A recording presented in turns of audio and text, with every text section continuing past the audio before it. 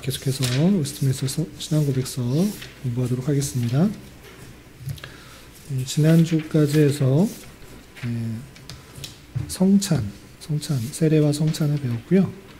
이제 오늘은 교회의 권징을 살펴보도록 하겠습니다. 성례는 세례와 성찬이 있는데 교회의 성례의 의미에 있어서 물론 은혜의 수단이기도 하지만, 말씀과 함께 은혜의 수단이기도 하지만, 이 성례가 올바르게 집행되는 것은 교회의 표지이기도 합니다. 교회가 칠성례가 아니라, 성경에 나와 있지 않는 여러 가지 인위적인 성례가 아니라 하나님께서 말씀해 주신, 제정해 주신 성례를 행하는 것, 그것이 교회에 마땅한 의무이고, 또 오늘 계속해서 배우는 교회의 권징, 그 교회의 권징도 종교개혁자들은 교회의 표지다, 교회를 알아볼 수 있는 사인이다, 이렇게 표현한 것입니다. 교회의 권징이 무엇인지 웨스트민스터 신앙고백서의 내용을 통해서 살펴보도록 하겠습니다. 70페이지입니다. 70페이지 30장 교회의 권징 1절 같이 한번 읽어보겠습니다. 시작. 주 예수께서는 그의 교회의 왕과 머리로서 교회의 직원들의 손에 세상 구별되는 지휘권을 주셨다. 여기서 두 가지로 끊어서 생각하셔야 되는데, 주 예수께서는 교회의 왕과 머리라는 것이고요. 그리고 교회의 직원들에게 그 예수께서 교회의 직원들의 손에 세상 전권과는 구별되는 지휘권을 주셨다라는 것입니다. 예수님께서 교회의 머리가 되시고 왕이 되신다. 여러 가지 표현이 있겠죠. 어떤 것을 한번 찾아보겠냐면, 밑에 있는 것, 이사야 두 번째 구절입니다. 이사야 9장 6절부터 7절까지 같이 한번 읽어보겠습니다. 시작. 이는 한 아기가 우리에게 낳고 한 아들을 우리에게 주신 바 되었는데, 그의 어깨에는 정사를 메었고 그의 이름은 기묘자라 모사라 전능하신 하나님이라 영존하시는 아버지라 평강의 왕이라 할 것임이라. 그 정사와 평강의 더함이 무궁하며 또 다윗의 왕자와 그의 나라에 군림하여 그 나라를 굳게 세우고 지금 이후로 영원히 정의와 공의로 그것을 보존하실 것이라. 만군의 여호와의 열심히 이를 이루시리라. 아멘. 이사야 선지자의 고백 속에서 이 메시아 탄생을 예언한 것입니다. 그 메시아에 대해서 설명하는 그 부분 중에 있어서 두 번째 줄 보시면, 그 이름은 기묘자라 모사라 전능하신 하나님이라 영존하시는 아버지라 평강의 왕이라 할 것입니다 라는 그 말씀을 통하여서 예수께서 기묘자 모사라 전능한 하나님, 영존하신 아버지, 평강의 왕이라고 할 수 있겠습니다. 그래서 예수께서 왕이다라는 것을 생각해 볼 수가 있고, 그리고 이 책자에서는 그 지면상 두 페이지 딱 끊어서 맞추려다 보니까 많은 구절이 생략됐는데, 에베소서 1장 22절 잘 아시는 표현입니다. 예수님께서 교회의 머리 되신다라는 표현을 그를 만무리의 교회의 머리로 삼으셨느니라, 이런 표현이었습니다. 분명히 예수님께서 교회의 머리시다라는 표현이 있고요. 또 골로새서 1장 18절에서도 그는 몸인 교회의 머리시라, 이렇게 표현하고 있습니다. 그래서 예수께서는 교회의 왕과 또 머리시다라는 것들이 성경 구절에서 나온 것을 알 수 있습니다. 그리고 그 예수께서, 그런 왕이 되시고 교회의 머리 되신 예수께서 무엇을 하셨냐면, 교회의 직원들의 손에 세상 정권과 구별되는 치리권을 주셨다는 것입니다. 그러니까 우리가 세상 정부에 대해서 살펴보았습니다. 하나님께서 이 세상을 통치하실 때 어떻게 통치하시는가 말씀드린 것처럼 육적인 통치와 영적인 통치가 있는데, 육적인 통치는 세상 권세, 세상 정부를 통하여서 하나님께서 육적인 통치, 우리가 평안하게 입고 먹고 살아가는 여러 가지 사회 제도나 국가의 법률 안에서 크게 어려움 없이 살아갈 수 있는 다양한 방편, 이런 것들을 세상 정부에게 주신 것이고, 그것과 구별되는 그런 치권을 주셨다라는 것입니다. 그런 것들이 어디 있는가 보시면, 고린도전서 중간 정도에 고린도전서 12장 28절 12장 28절 같이 한번 읽어보겠습니다. 시작.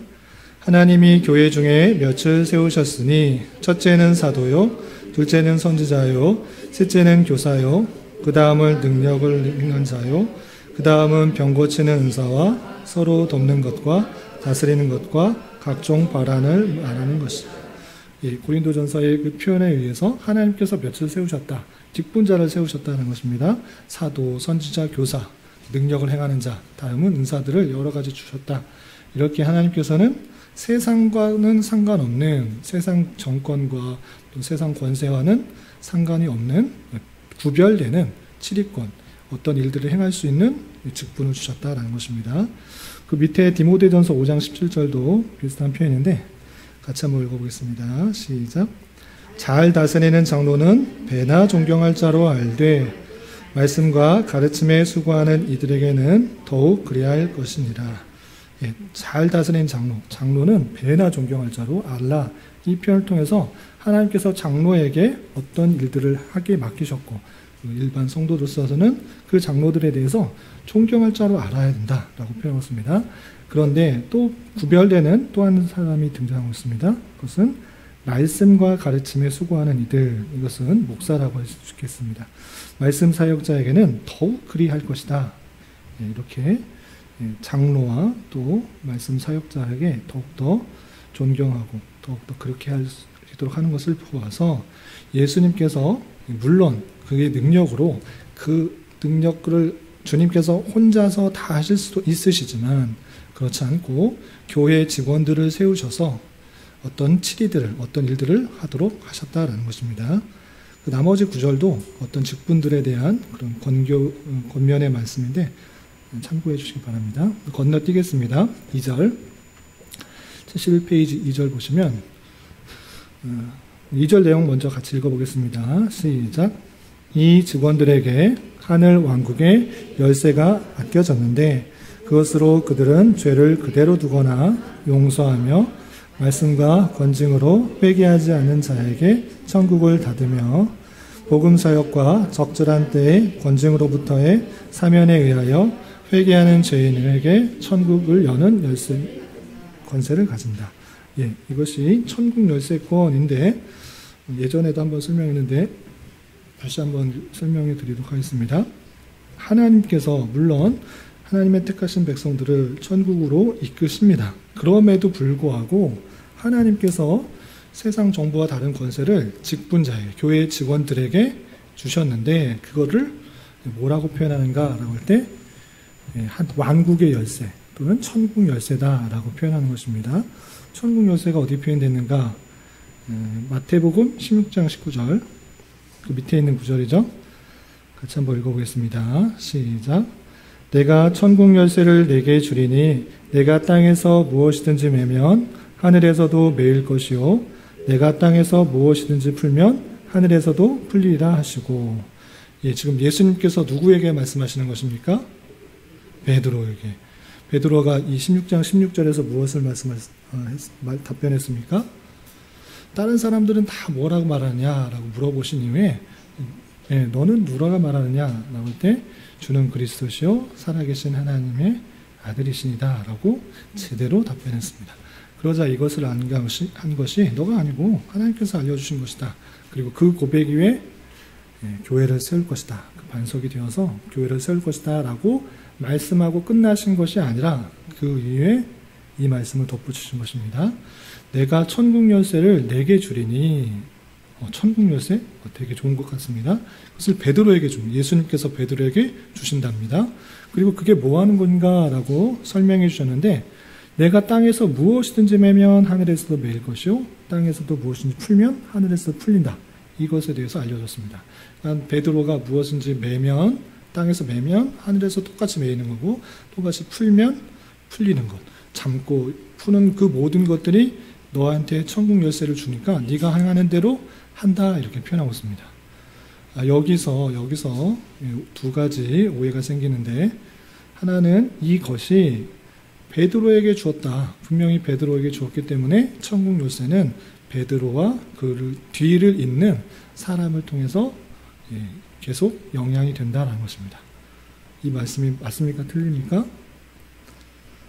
이 말씀만을 보면 그런 것 같습니다. 그리고 이 말씀에 근거해서 로마 카톨릭은 베드로를 계승하는 그런 제자들에게 의해서 그 천국 열쇠권이 주어진다 해서 계속적으로 교황이 그 열쇠권을 가지고 있는 것으로 판단하여서 권증이 교황에 의해서 시행이 됩니다. 그러나 이 말씀이 그 베드로에게만 주신 것이 아니라 마태복음 18장 2장만 넘겨보셔도 그것이 베드로에게만 주어진 것이 아니라는 것을 알 수 있습니다. 왜 그런가?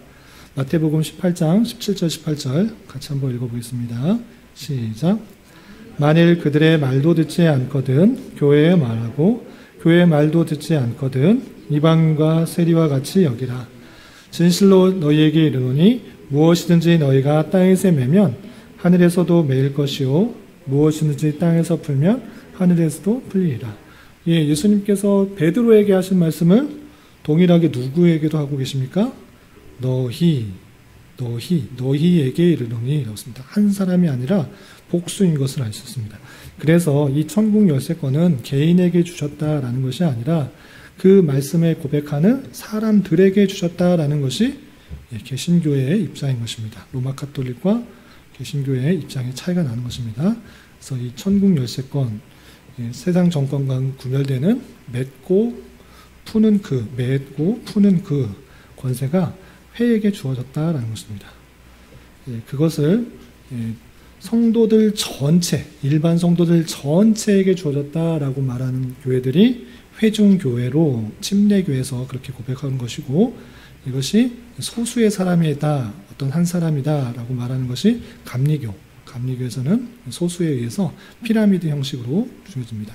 그런데 장로교에서는 이 양국의 열쇠가 이렇게 베드로와 같이 고백하는 이 세워진 장로들에게 의해서 다스려지는 것이다. 그래서 장로교회는 이 왕국 열쇠, 천국 열쇠가 당회, 노회, 총회에 주어졌다. 이렇게 고백하는 것입니다. 예전에 한번 설명드렸는데 그렇게 하는 것이고요. 그것으로 그들은 죄를 그대로 두거나 용서하며 말씀과 권징으로 회개하지 않는 자에게 천국을 닫으며 복음 사역과 적절한 때에 권징으로부터의 사면에 의하여 회개하는 죄인에게 천국을 여는 권세를 가진다 그랬습니다. 그래서 그 7위 안에서 그 사람이 회개하고 돌이키지 않을 때 천국을 열어주지 않는, 닫는 그런 일들을 하는 것이고, 그렇게 회개하고 돌이켰을 때 다시 되돌아올 수 있도록 하는 그 역할을 하는 것입니다. 이것이 교회의 권징이다 라고 표현한 것입니다. 네.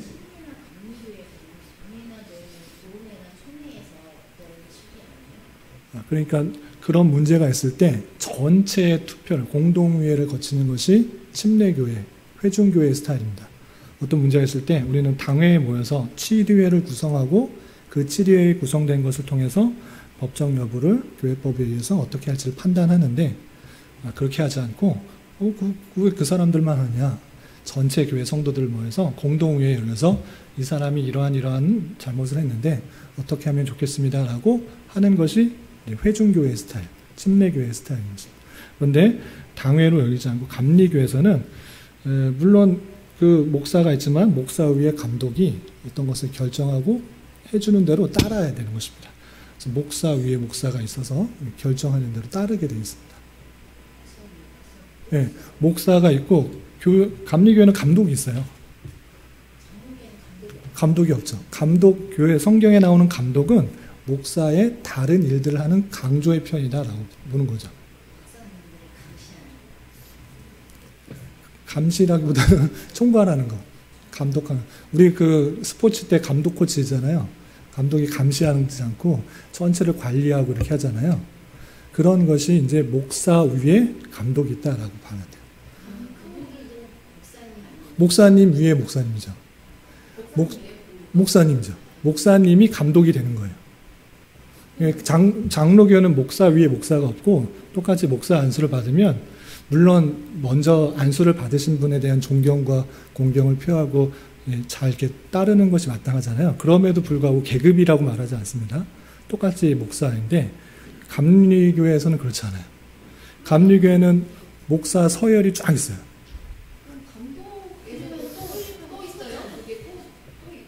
감독이 아마 제일 높은 것으로 알고 있어요. 예. 그게 되려면 목사님들 중에서 감독으로 이제 예, 그렇게 이른바 승진을 해야 돼요. 예? 조건이 있어요. 그 자세하게 모르겠는데 목사가 되려면 감독에 다 승인이 다 돼야 돼요. 그래서 목사 위에 감독이 있어요. 근데 감리교는 목사의 서열이 쫙 있어요.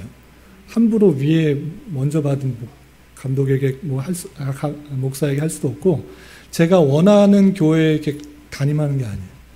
시키는데 가는 대로 그렇게 같아요. 정치 체제는 같아요. 정치 체제는 같은데 이 예수님을 믿고 구원받는 그 내용은 다른 거죠. 그렇죠. 그 교회 정치는 카톨릭하고 비슷한 피라미드 구조예요. 위에서 시키는 대로 그냥 따르겠어요. 그런 건 장점이 있습니다. 혼란스럽지 않아요. 그냥 감독이 어떻게 하고 결정하면 따르게 돼 있어요. 하나 되는, 결집되는 게 그렇죠. 근데 장로교회는 다 개개 위주야. 누구 높은 게 없어. 그냥 목사가 각각 개개인 교회 당회에서 결정되는 대로 다 따르기 때문에, 그리고 제가 아까 당회, 노회, 총회라고 말씀드렸잖아요. 그게 장로교회 모임인데 이것이 우열이 있다고 말하지 않아요. 그러니까 당회가 더 높은 것이 노회고 노회가 높은 것이 총회다 이렇게 말하지 않아요.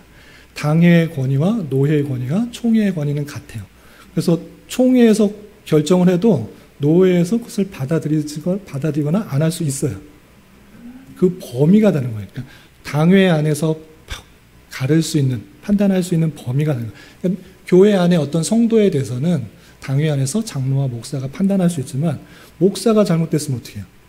그러면 당회에서 할 수가 없잖아요. 그래서 범위에 있어서 더 넓게 해서 노회에서 가는 거고, 노회가 잘못되거나 노회에서 다룰 수 없는 범위에 있어서 오해가 있을 때는 총회에서 다루는 것이지 이것이 1심, 2심, 3심 있는 것이 아니에요. 네?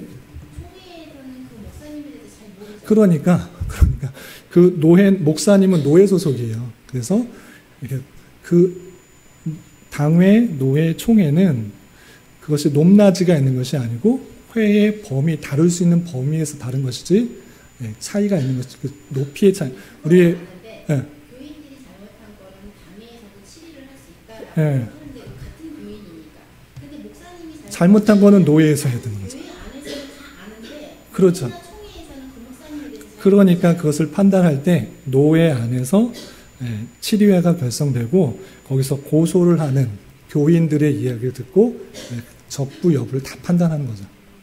목사님만 얘기 듣는 게 아니고, 목사님 당연히 목사는 노회 소속이기 때문에 당연히 목사님들 다 친하기 때문에 목사님 잘못한 거 없다 이렇게 판단하기 쉬우나 그렇게 하지 않고, 목사가 노회까지 되어서 치리회로 올라올 경우에는 성도들이 고소를 한 거예요. 성도들이 요청을 한 거예요. 성도들이 어떻게 목사님을 해야죠. 고소나 잘못된 것에 있어서 요청을 해야 되는 것입니다. 그렇게 하면은 목사가 막 항상 지적하는 것을, 목사님한테 대놓고 지적을 하면 목사님이 고치지, 얘기를 하는 거죠. 그걸 다른 표현으로 소를 올린다 이렇게, 소를 올려서 올려준다 그래서 거기서 이제 판정을 하게 되어 있습니다. 노예가 잘못된 것은 어떻게 보면 당연히 총회 안에서 해결하는 것이지 그것이 높낮이가 있는 것이 아닙니다. 그래서 노예 각각의 회 중심으로 다 결정되어 있는 것이고, 범위에 있어서 차별을 두기 위해서 당회, 노예, 총회가 있다 이렇게 두시면 되겠습니다. 그래서 총회에서 논의하는 것들은 그 범위에 있어서 중요한 사항들을 결정하게 되어 있는 것입니다. 네. 네.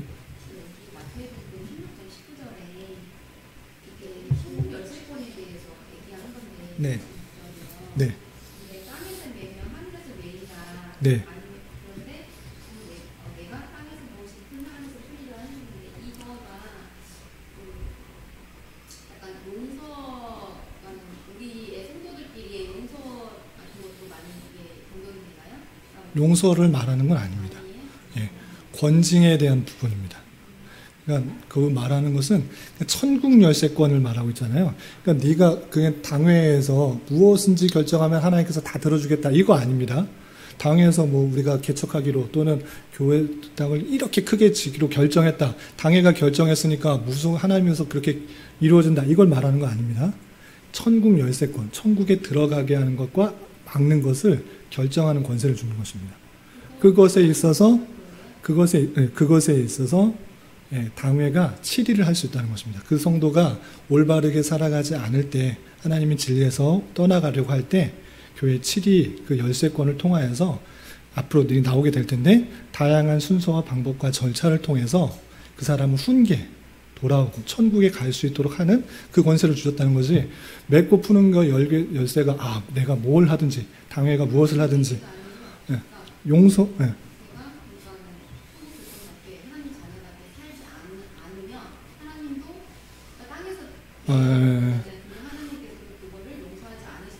그 말씀은 맞는데 그 말씀이 여기는 아닌 것입니다.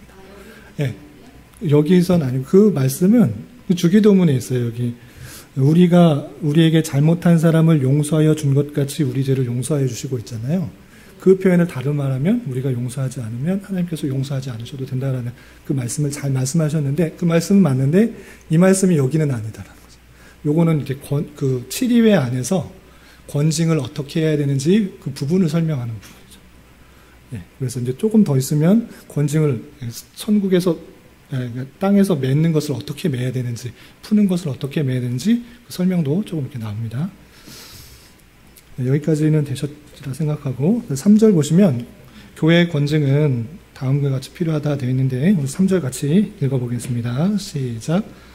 범죄한 형제를 교정시켜 회복하기 위하여서나 다른 형제들로 하여금 동일한 죄에 빠지지 않도록 하기 위하여서 온 덩이에 퍼질 것으로 우려되는 누룩을 제하기 위하여서나 그리스도의 영광과 복음의 거룩한 공헌을 위하여서 그리고 하나님의 진노를 막기 위함인데, 악명 놓고 완고한 범죄자들에 의하여 하나님의 언약과 인들이 더럽혀진다면 그들의 위가 정당하게 임할 수도 있기 때문이다. 교회 권징의 필요성에 대해서 크게 5가지로 설명하고 있습니다. 첫 번째, 범죄한 형제를 교정시켜 회복하기 위하여서. 우리 교회 안에 항상 선하고 잘한 일들만 있는 것이 아니라 죄를 범하는 수가 있다고 하는 것입니다. 그럴 때 교정시키고 회복시키기 위해서 이러한 맺고 푸는 일들이 필요하다는 것이고요. 또한 그 사람뿐만 아니라 두 번째, 다른 형제들로 하여금 동일한 죄에 빠지지 않도록 하기 위해서. 어떤 사람이 잘못했는데 가만히 놔두면 저래도 되나 보다 생각할 수 있지 않습니까? 그렇게 되면 그 사람뿐만 아니라 주변의 사람들도 그 잘못 동일하게 행한다. 그래서 동일한 죄에 빠지지 않도록 하기 위해서 권징을 해야 된다. 그리고 세 번째, 비슷한 표현인데, 온 덩이에 퍼질 것으로 우려되는 누룩을 제하기 위하여서. 그것도 계속 놔두면 그 덩어리에 다 퍼진다. 누룩의 비유를 예수님께서는 하셨습니다. 그 누룩 가만히 놔두면 다 퍼져서 다 부패하고 발효시키지 않느냐. 그러니까 그것을 조심하라라고 했는데, 그것을 하기 위해서, 온덩이에 퍼지지 않게 하기 위해서 권징을 해야 된다는 것이고요. 네 번째, 그리스도의 영광과 복음의 거룩한 공헌을 위하여. 주님의 교회는 마찬가지로 거룩한 것입니다. 주님의 교회가 거룩하고 순결과 정결을 하기 위해서는 이 권징이 필요하다는 것입니다. 5번째, 하나님의 진노를 막기 위함이다. 5번째, 우리가 죄 가운데 있을 때 하나님께서 당연히 진노하시는 것입니다. 그것은 우리를 싫어하셔서가 아니라 그 자녀들이 올바르게 살아갈 수 있도록 진노하시고 징계를 하신 것입니다. 징계가 없으면 사생자라는 그런 말씀처럼 그 교회가 잘못됐으면 징계를 하긴 되는데, 그 징계를 맞지 않게 하기 위해서 그렇게 권징이 필요한 것입니다. 어떤 일들이 있는가? 악명 놓고 완고한 범죄자들에 의하여 하나님의 언약과 인들이 더럽혀지게 되면 그들 위에 정당하게 그 진노가 임할 수 있기 때문에, 그런 인들이 더럽히지 않고 하나님의 언약이 더럽히지 않도록 이렇게 권징을 해야 된다. 크게 5가지 경우의 예를 들어서 그의 권징의 필요성 정도를 말하고 있습니다. 디모데전서 1장 20절 보면, 후메네와 알렉산더가 있으니 내가 사탄에 내준 것은 그들의 훈계를 받아 신성을 모독하지 못하게 하려 함이라 라고 하면서, 후메네와 알렉산더가 신성을 모독하고 하나님의 진리의 말씀을 모독하게 할 때 징계하였다라는 표현들이 있는 것입니다. 고린도 5장에서도 근친상간에 대한 음행들이 있을 때 이방 사람들에게도 없는데 너희들은 왜 그것을 묵인하냐라고 하면서 내쫓으라라고, 권징을 시행하라라고 했던 그 표현도 살펴볼 수가 있는 것입니다. 뒤에 구절도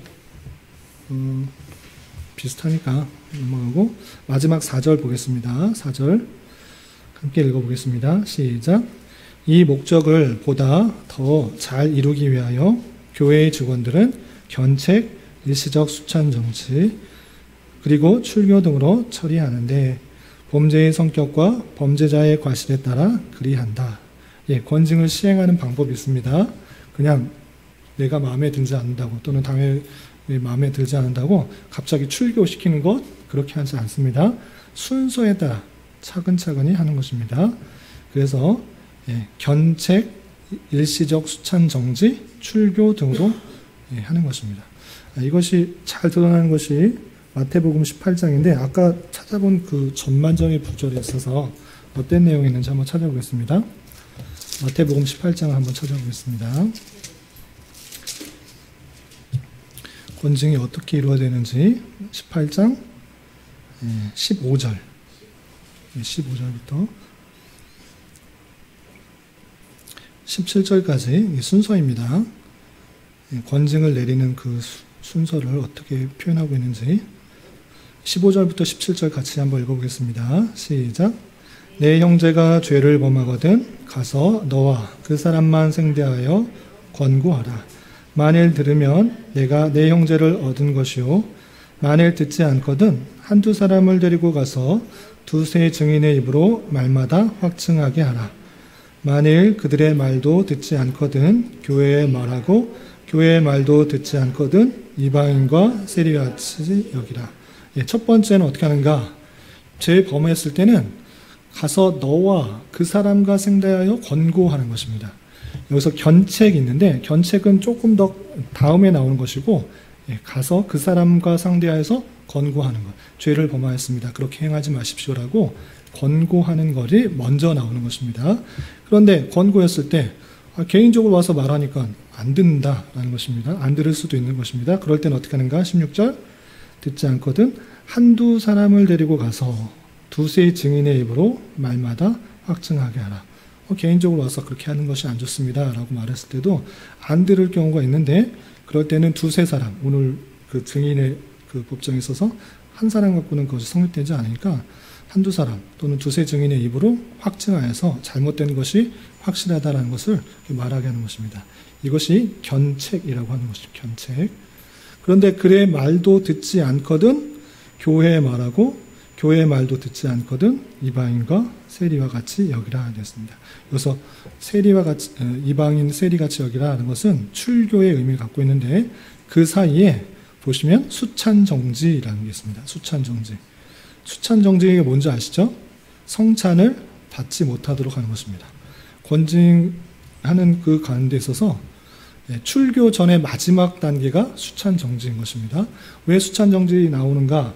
여기서는 수찬을 정지하라는 그 말이 없는데 왜 이것을 하는가라고 했을 때 72페이지 맨 위에 보면 누구든지 주의 떡이나 잔을 합당하지 않게 먹고 마시는 자는 주의 몸과 피에 대하여 죄를 짓는 것이다 라는 표현이 있습니다. 그럴 때 범죄한 사실이 있음에도 불구하고 회개하지 않고 잘못을 이웃치지 않고 떡을 받으면 된다 안 된다? 안 된다. 주의 몸과 피에 대하여 죄를 짓는 것이다 라고 했습니다. 우리 성찬할 때도 제가 늘 말씀드린 것지만 죄를 지었음에도 불구하고 회개하는 마음으로 이 자리에 참여하십시오라고 이렇게 말씀을 드립니다. 마찬가지로 그 잘못이 두세 사람의 증인에 의해서 확증이 되었음에도 불구하고 회개하지 않는다? 그러면 그 자리에 참석하지 않는 것이 중요합니다. 그래서 그 수찬을 들지 못하도록 하는 일들이 있는 것이고 그럼에도 불구하고 너는 이제 수찬 못했으니까 남이야 이런 생각하는 것이 아니라 이제 그런 수찬정지의 징계, 권징을 받았으므로 회개하는 마음으로 다시 돌아오기를 바라는 것입니다. 그럼에도 불구하고 말을 듣지 않고 난 상관없다. 수찬 안 먹으면 그만이지. 이런 생각을 갖고 있으면 출교하라 이렇게 하는 것입니다. 그래서 이방인과 세리와 같이 여기는 것입니다. 그래서 성도들에게 일반 성도들에게 권징이 시행하는 방법 맨 처음에는 권면 또는 권계, 견책, 수찬, 정지, 출교 이런 것으로 할 수 있는 것입니다. 근데 권계나 권면은 개인적으로 가서 이야기하는 것이기 때문에 권징이 포함되기보다는 그냥 좀 넓게 해서 그냥 견책 정도로 생각할 수 있겠습니다. 그런데 그 순서에 있어서 처음부터 출교 이렇게 쓰는 것이 아니라 이런 순서, 절차에 따라서 행하라 라고 표현하고 있습니다. 그리고 이어지는 18장 18절 아까 읽었던 것처럼 진실로 너희에게 이르노니 무엇이든지 너희가 땅에서 매면 하늘에서도 매일 것이요 무엇이든지 땅에서 풀면 하늘에서도 풀리리라 이렇게 표현하고 있습니다. 그리고 19절 20절 하고 싶은 말이 있는데 나중에 또 기회 되면 이것을 잘못 적용하지 않도록 잘 권징과 관련해서 마태복음 18장 19절과 20절을 함께 이해하면 좋겠습니다. 여기까지 이해되시죠? 그 관련 구절들이 쭉 있는데 몇 구절만 살펴보겠습니다. 고린도전서 5장 13절 첫 번째 관련 구절 함께 읽어보겠습니다. 고린도전서 5장 13절 시작. 밖에 있는 사람들은 하나님이 심판하시려니와 이 악한 사람은 너희 중에서 내쫓으라. 이건 출교에 대한 부분이고요. 아까 마태복음 18장 17절 출교에 대한 부분이고요. 그리고 데살로니가전서 5장 14절 한 개 건너뛰어서 데살로니가 5장 14절 말씀 같이 한번 읽어보겠습니다. 시작. 또 형제들아 너희를 권면하노니 게으른 자들을 권계하며 마음이 격려하고 힘이 없는 자들을 붙들어주며 모든 사람에게 오래 참으라. 이런 것들 하나님의 말씀에 합당하지 않은 사람들이 있을 때 권계하는 것, 권계하는 모습들 그리고 조금 더 심하게 되면 권책하는 그런 일들 순서에 따라 하는 것입니다. 한꺼번에 그냥 출교시키거나 수찬 정지하는 것이 아니라 그 정도에 따라서 할 수 있도록 한 것입니다. 거기 또 설명이 잘 되어 있는데 거기 설명되어 있는 4절 밑에 조그만 글씨로 설명되어 있는 거 한번 보겠습니다. 견책이 무엇인가 라고 할 때 상당한 과실이 있어 엄히 책망하고 회개하여 스스로 시정하도록 촉구하는 것 있고요. 수찬정지는 성찬에 참여하지 못하게 하는 것으로 죄가 중대하여 교회와 주의 성호에 욕이 되게 한 자에게 유기 또는 무기로 관은 벌이다 되었습니다. 출교는 불신자와 같이 인정하여 제명하고 교회에 출석하는 것을 금하는 것으로 끝까지 회개하지 않는 중범죄자나 이단에 가입하여 돌아오지 아니하는 자에게 관은 벌이다 되었습니다. 견책, 수찬정지, 출교 이런 식으로 권징을 시행한다. 범죄의 성격과 범죄자의 과실에 따라 그렇게 하도록 되어 있습니다. 이것은 모든 성도들에게 해당되는 것인데 교인에게 과하는 그런 벌과 별도로 직원에게 과하는 별이 있습니다. 직원, 교회 직원, 목사나 또 장로나 또 집사 이런 직원에게 있어서 과하는 벌이 뭐있냐면 시무정지, 시무해임, 정직, 제명, 면직이 있습니다. 시무정지는 그 일을 하는 것을 정지하는 것, 하지 못하도록 하는 것입니다. 그래서 유기로 할 수도 있고 무기로 할 수도 있습니다. 시무정지하는 것도 있고 시무해임, 시무를 하는 것을 해임하도록 하지 못하도록 하는 것이 있고 정직은 그 직분에 해당되는 일들을 멈추도록 하는 것이 있고 제명하는 것은 그 일, 그 직분에 해당되는 명부에서 제거하는 것이 있고요. 또 면직은 직분을 아예 박탈시키는 것이 있습니다. 그래서 이런 식으로 직원에게 과하는 그런 벌들이 있다. 참고해 두시면 되겠습니다.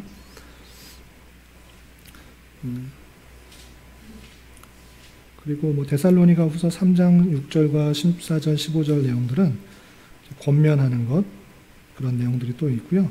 디도서 3장 10절에서는 이단에 속한 사람을 한두 번 훈계한 후에 멀리하라. 그래서 다른 사람으로 출교한 사람으로 이방인과 같이 여기라 하는 그런 내용들이 있습니다. 그래서 교회의 열쇠권은 왕국 천국 열쇠권은 그 회에게 주어진다 이렇게 됐습니다. 그래서 장로교에서는 아까 말씀드린 것처럼 당회, 노회, 총회에서 7위회를 구성하여서 그 권징을 시행할 수 있도록 했고 혼자가 목사가 마음에 안 든다고 권징하는 것 행하지 않도록 되어 있습니다. 그건 잘못된 것입니다. 목사는 그냥 권면하는 것이고 그가 돌이키면 감사한 것인데 돌이키지 않으면 또 노예 안에서 그 일들을 또 치리할 수 있도록 그렇게 행해야 될 것입니다.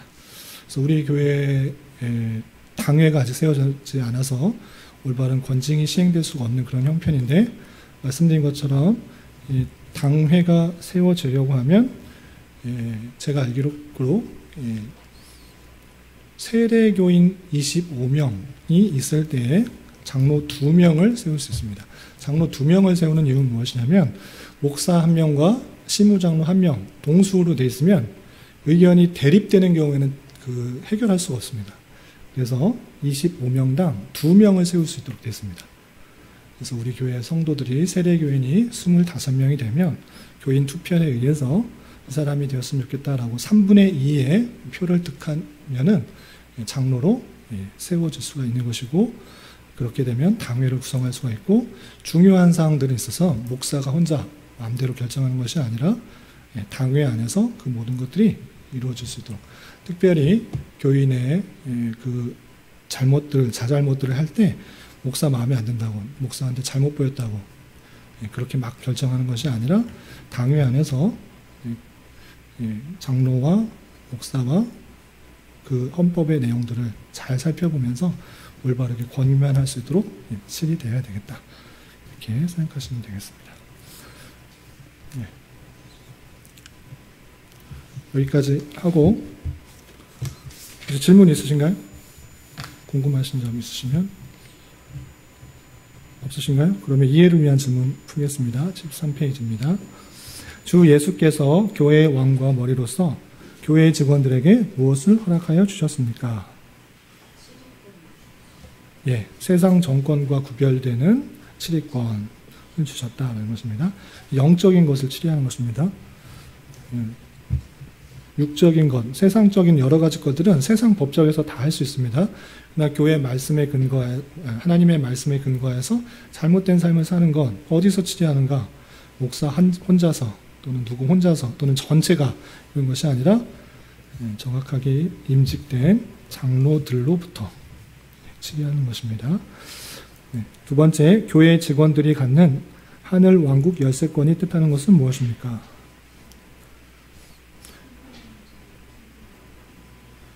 회개하지 않는 자에게 천국을 닫고 복음 사역자의 적절한 때 권징으로부터 사면에 의해서 회개하는 자에게 천국을 여는 권세를 갖는 것이다.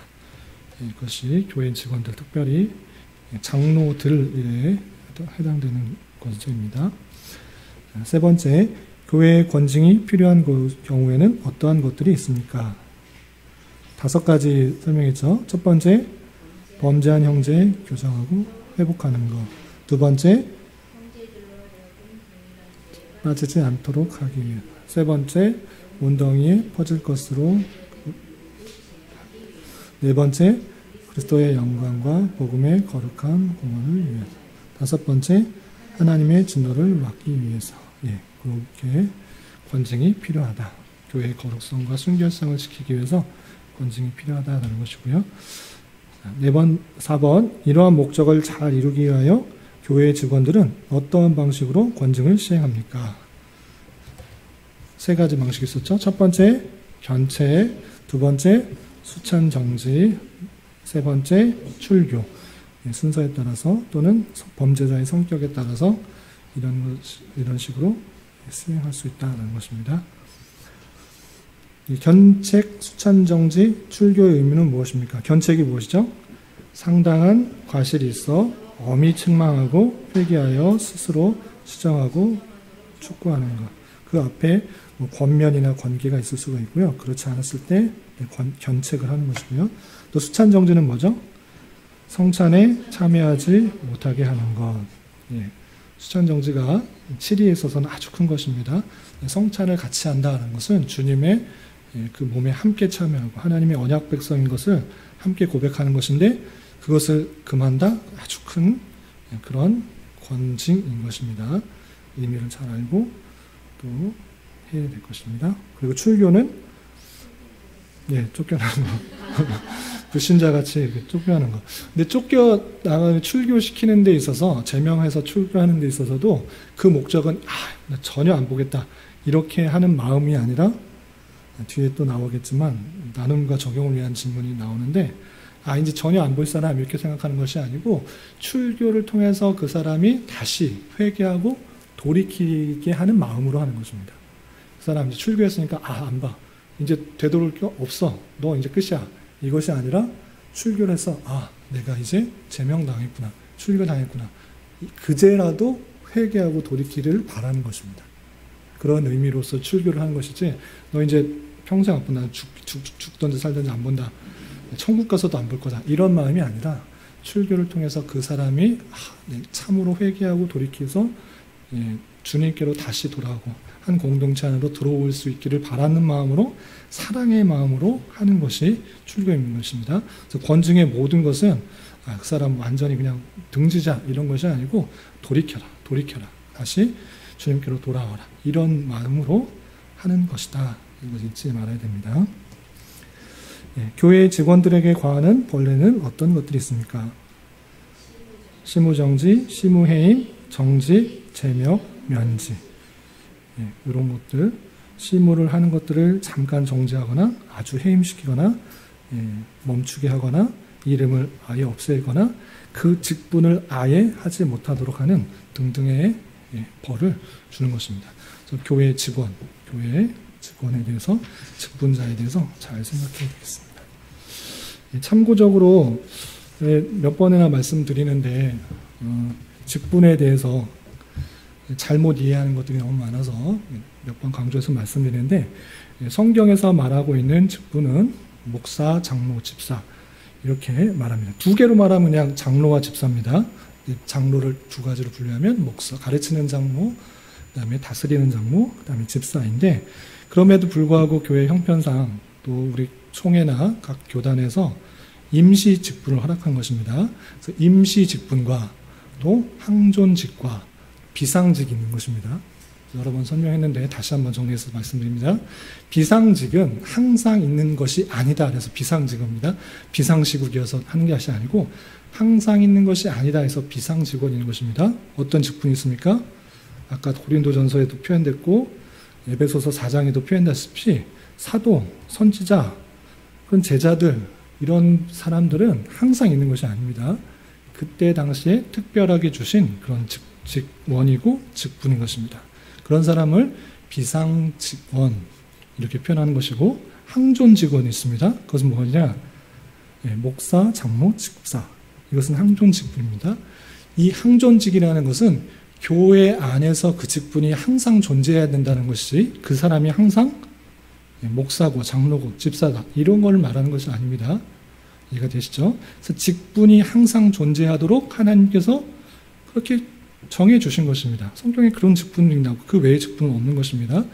그래서 목사와 장로, 집사 이런 것은 그 교회 안에 말씀을 전하는 사람이 반드시 있어야 되는 것이고 다스리는 사람이 반드시 있어야 되는 것이고 또 섬기고 봉사하고 구제하고 헌금을 계수하는 등 이러한 일들을 할 사람이 있어야 되는 것입니다. 그래서 목사와 장로, 안수집사를 말하는 거죠. 서리집사는 아니죠. 그래서 그것이 좀 이따 말하는 서리집사, 권사, 권차 이것은 임시 직분이다라고 하는 것입니다. 교회 편에 따라서 총회에서 임시 직분으로 그런 것들을 허락해 주셨기 때문에 그렇게 하는 것이고 그리고 중요한 것은 무엇이냐면 그 직분이 그 교회 풀 안에서 교회 안에서도록 섬기도록 한 것입니다. 그래서 이렇게 쉽게 이해를 말씀을 드리면 그 교회에 가르치는 사람이 필요하고 그 교회에 다스리는 사람이 필요하고 그 교회에 전체적으로 섬기는 사람이 필요한 것이지 그 직분을 갖고 높아지려고 한다라는 것을 말하는 것이 아니라는 것을 잘 알아야 합니다.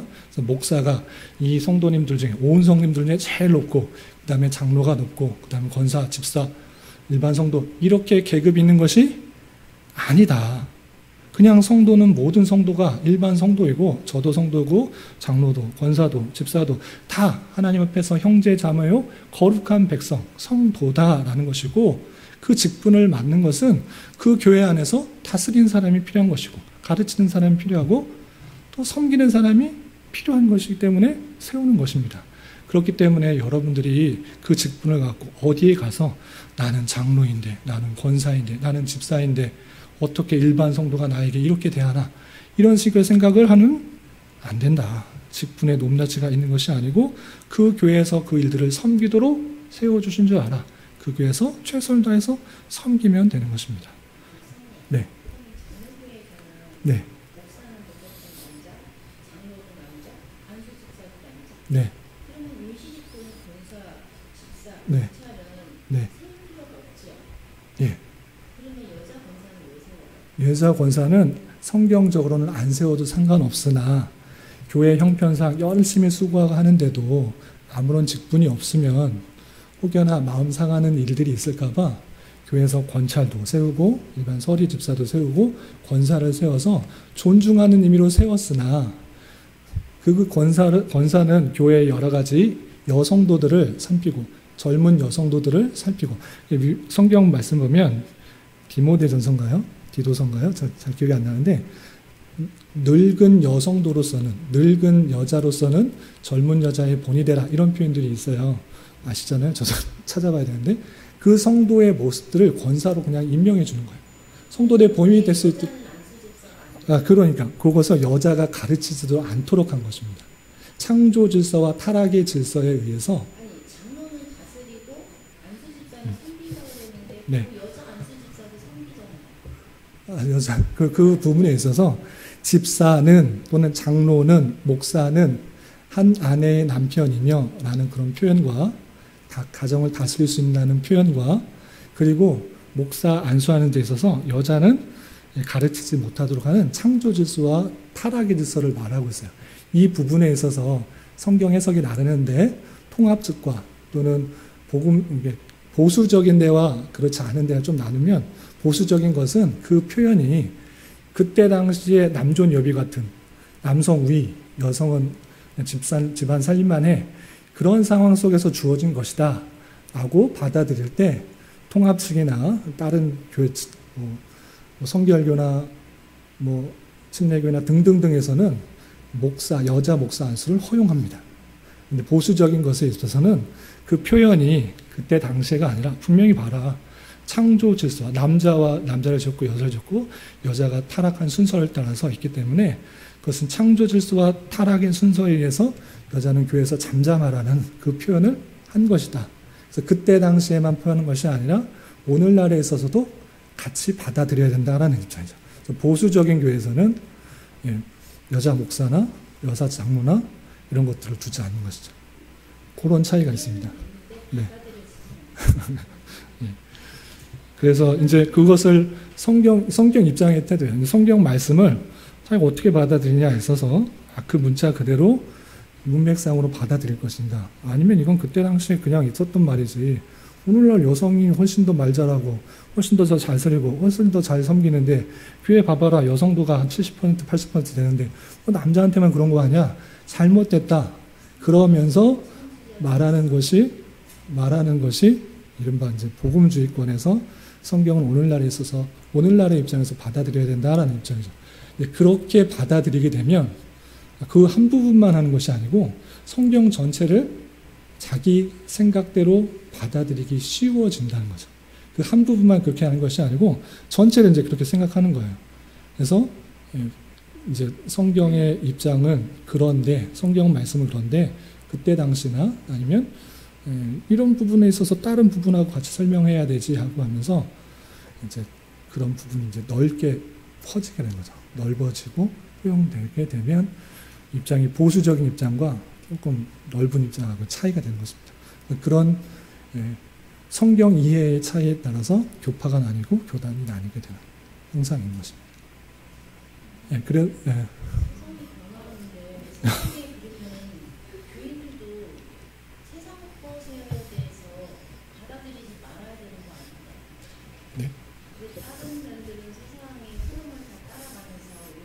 세상에 뭐 어떤 때로 흐름을 따라가는 거죠?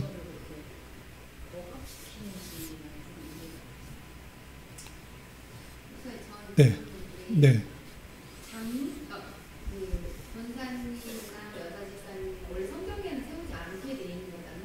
세웠다는 말이 없죠. 네네네. 그게 우리나라에서만 이렇게 권사나 여자들과 이루는 같은. 네, 맞습니다. 네.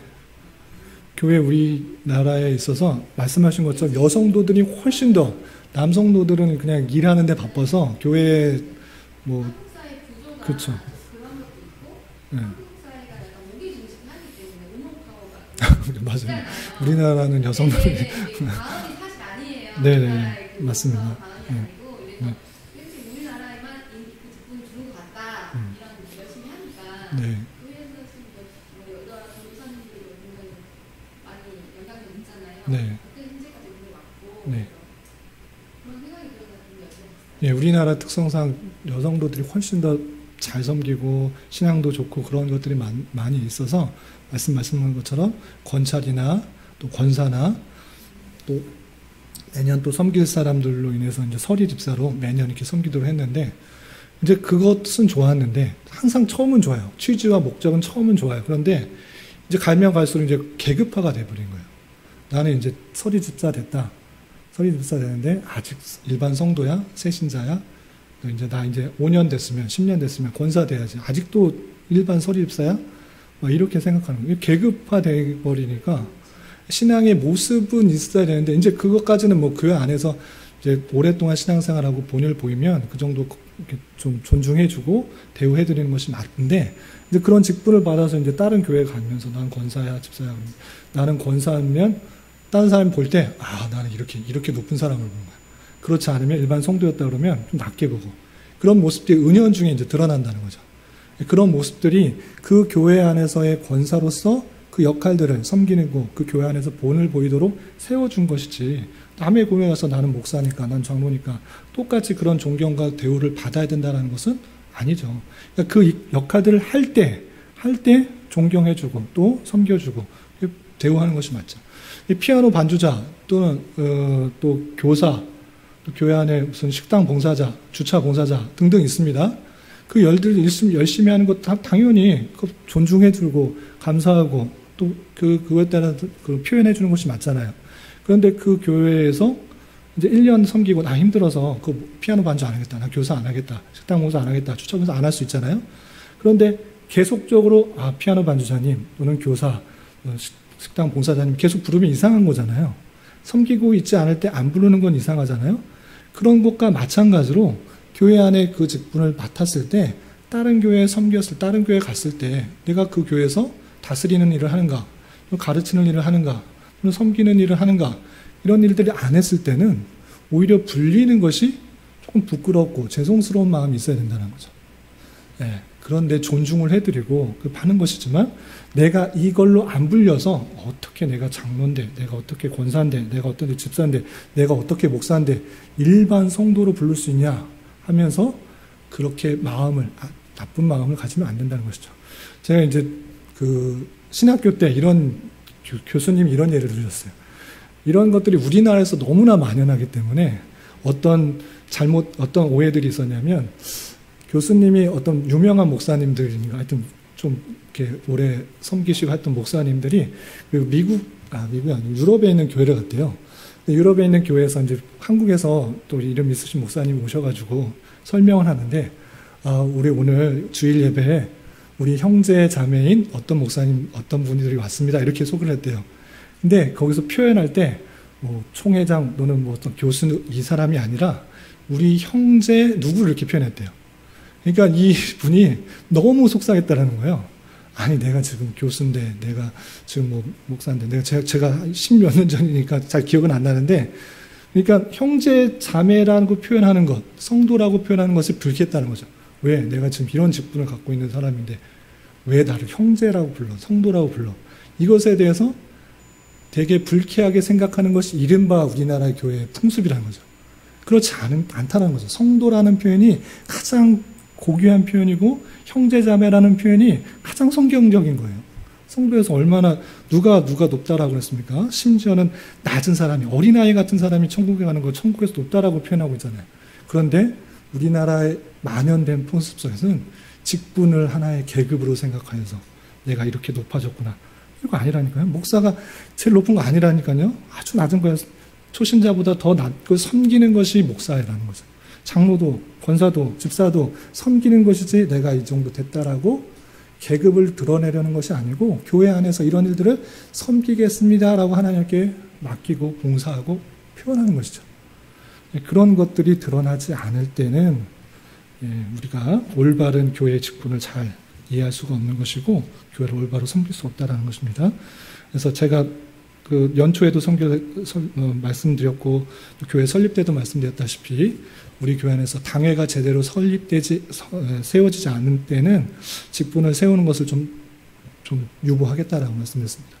왜 그러냐면 제 마음에 드는 사람들 인기 투표로 제 마음에 들면 집사로 세우고 이렇게 하는 건 할 수는 있으나 하게 되었을 때 늘 교회 직분을 세우면 오래 다니신 분은 아시지만 직분을 세운 것 때문에 시험에 드는 사람이 생깁니다.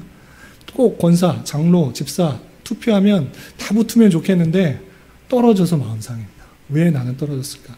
시험에 들고 이렇게 돼서 내가 누구는 세웠는데 저 사람은 왜 나보다 한 번 덜 나온 것 같은데 나보다 헌금 안 하는 것 같은데 왜 세우고 나는 안 했습니까?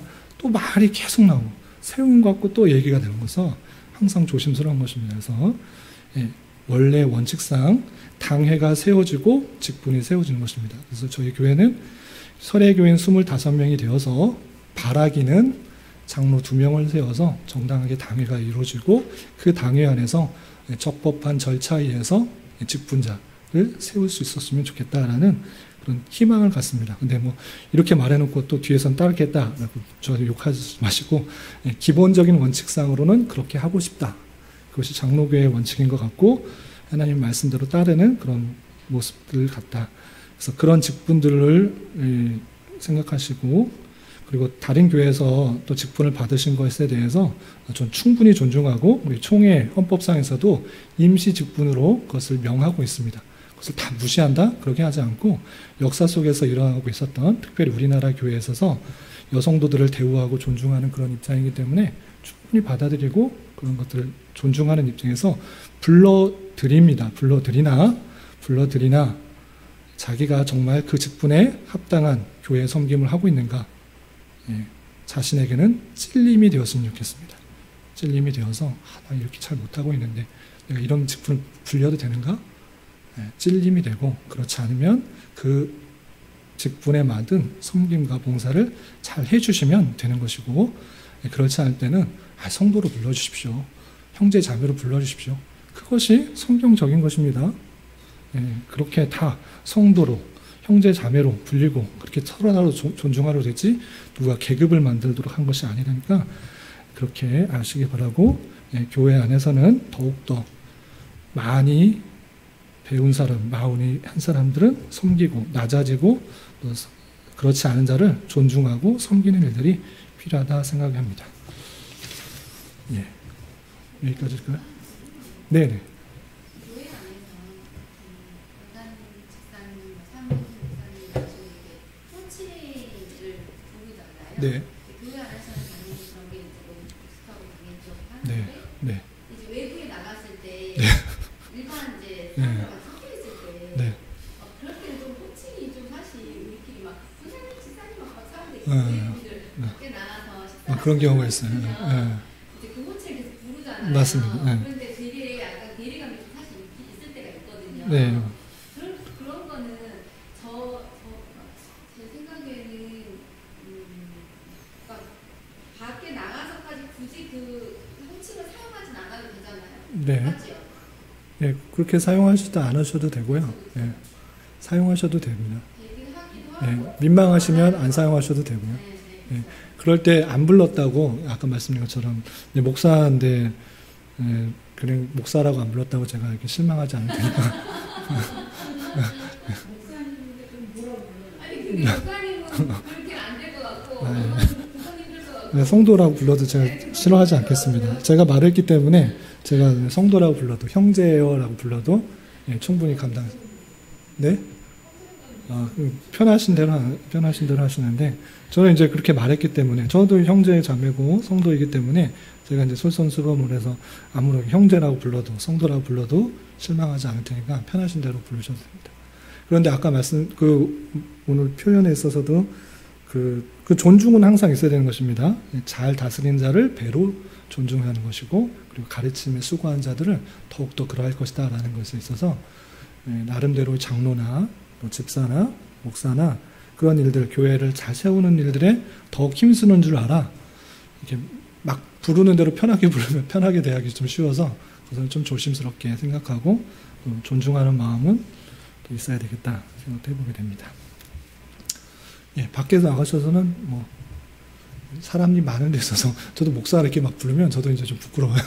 뭐 목사님, 내 목사로 하겠구나 하는 주변 사람들이 내 행동이 더 조심스러워지고 그런 게 좀 없지 않아 있습니다.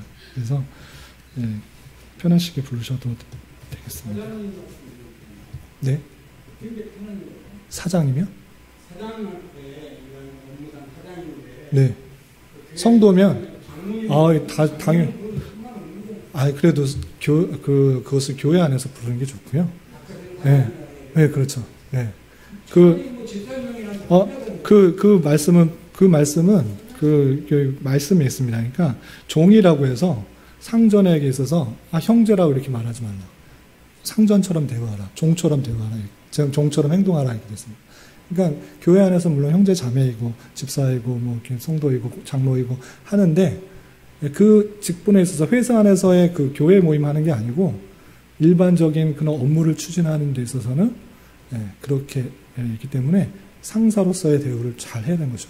혹여나 사장이 초신자거나 뭐 이렇게 했을 경우는 막 대학을 수는 없는 거고, 장로면 장로님이면 이렇게 장로라고 부를 수도 있지만 그렇게 말하다 보면 사람에 따라서 또 직분의 우열을 또 따지고 이렇게 하는 것들이 있어서 그냥 부르는 게 또 밖에서 업무하는 데 말고 회사에서 만약에 그러니까 회사에서 내가 믿는 사람이란 말이에요. 네. 근데 저 회사 가니까 장로님 사장님이네요. 네. 그럼 장로님이라고 불러야 돼요. 그렇게 하다 보면 업무 처리하는 데 있어서 이제 자기 신앙적인 모습들 때문에 생기는 게 있어서 종이라고 하면 이때는 종과 상전에 있어서도 종이 상전을 상전처럼 대우하라. 그것이 올바른 모습이다라고 하고 있거든요.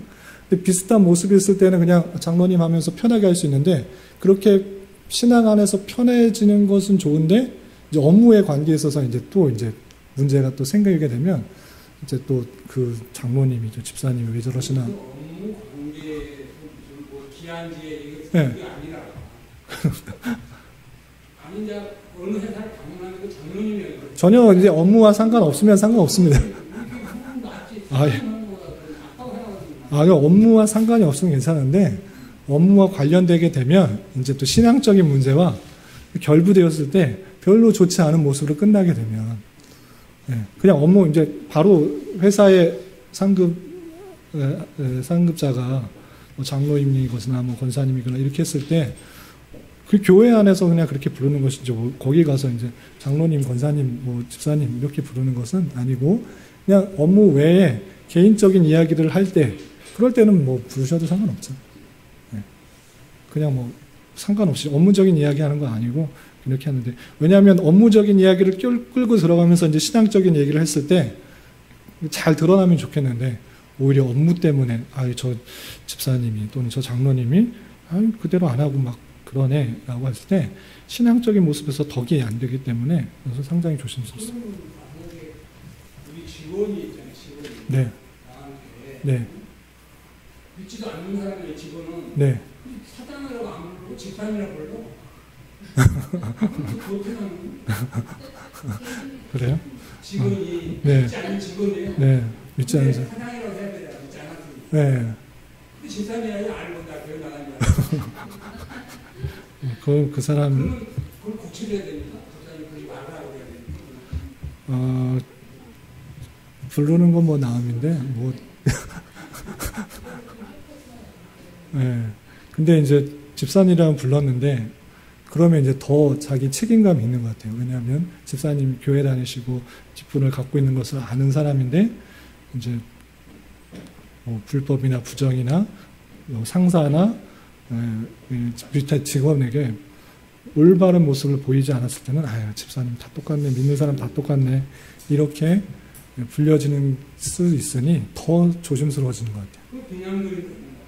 비냥거리는 것일 수도 있지만 그 사람 마음은 제가 모르니까 그냥 존중하는 마음으로 그때 그 집사라는 뜻의 의미를 잘 알고 말할까, 그거는 뭐 한번 물어봐야 되죠. 네. 네. 네.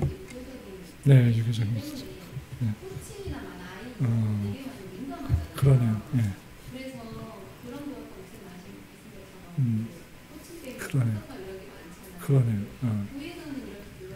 밖에 나가서 만약 그분이 뭐 이렇게 해달라고 하면은 당연히 해줘야겠지만 그게 아니라면 밖에 나가서는 누구 엄마 이렇게 불러도 상관은 없다고 제가 그때 배웠거든요. 누구 엄마, 누구 언니, 편하게 하면 되니까 상처 느끼고 하니까 그런 부분이 좀 있는 것 같아요. 네, 그러네요. 사실 뭐 영어권 같은 경우에는 목사님도 이름을 묻잖아요. 네, 우리는 그렇죠. 목사님 네. 하고 사모님 하는데 네. 사실 뭐 미세스 브라운 이렇게 부르잖아요. 네. 호칭을 그렇게 하고 이름을 부르고 네. 하니까 네. 호칭을 그렇게 뒤밖에 따지진 않잖아요. 네. 유독 우리 한국이 그렇죠. 유교적인 문화가 많이 있어서 그래, 유교적 문화를 부인할 수도 없고 우리가 그렇게 습관적으로 했기 때문에 윗사람을 존중하는 건 되게 중요하고 또 목사로서 다 똑같은 게 목사 막 하는 건 아니고 물론 선배 목사님들 다 존중하는 마음도 있고 또 신앙의 선배들, 신앙에 먼저 하신 분들을 존중하는 모습들이 있어야 되는 것은 성경적으로도 내 부모를 공경하라는 그 의미에 다 포함되어 있기 때문에 포함되는데 직분에 대해서 이제 오해들을 혹여나 높낮이로 생각해서 결부하는 것, 유교적 문화로 결부해가지고 하는 것은 상당히 조심스럽지만 이제 우리 안에 있는 그런 유교적 풍습들은 뭐 여태까지 계속 흘렸다니까 존중하는 것도 물론 생각하는데 성경을 오해하는 데 접목시키는 것은 좀 조심스럽다 이렇게 생각할 수 있겠습니다. 여기까지 할까요? 기도하고 마치겠습니다. 하나님 아버지 감사합니다. 오늘 교회 권정을 통해서 주님께서 교회의 순수성과 거룩성을 어떻게 또 지켜보호하시는지를 생각할 수 있었습니다. 하나님, 주님의 교회가 더욱더 주님의 모습에 합당하게 잘 세워질 수 있도록 인도하여 주시고 우리의 죄성과 부족함과 연약함 때문에 주님의 영광을 가리우는 일들이 행하지 않도록 주님 인도하여 주시옵소서. 또 주님께서 세워주신 직분의 의미들을 잘 깨달아서 그것에 합당한 삶을 살아가게 해주시고 교회에 필요한 그런 부분에 있어서 기쁜 마음으로 섬기며 존중하게 하여 주시고 우리 모든 성도가 주님 앞에서 함께 존중받고 또 사랑받고 함께 세워져 할 것들인 것 생각해보며 이 교회를 잘 이루어 나갈 수 있도록 인도하여 주시옵소서. 주님, 교회 내 여러 가지 이유로 함께 참여하지 못한 성도들이 있습니다. 주님께서 함께하여 주시고 붙들어 주시고 특별히 건강하게 잘 회복되고 치유되도록 하여 주시며 또 주님의 몸된 교회를 더욱더 든든히 세워나가서 하나님께서 원하시는 교회로 잘 세워나갈 수 있도록 주님 인도하여 주시옵소서. 이제 마치고 돌아가려고 합니다. 돌아가는 발걸음도 안전하게 보호해 주시고 각자에게 맡겨진 삶을 주님과 동행하며 잘 감당할 수 있도록 인도하여 주시옵소서. 예수님의 이름으로 감사히 기도드리옵나이다. 아멘.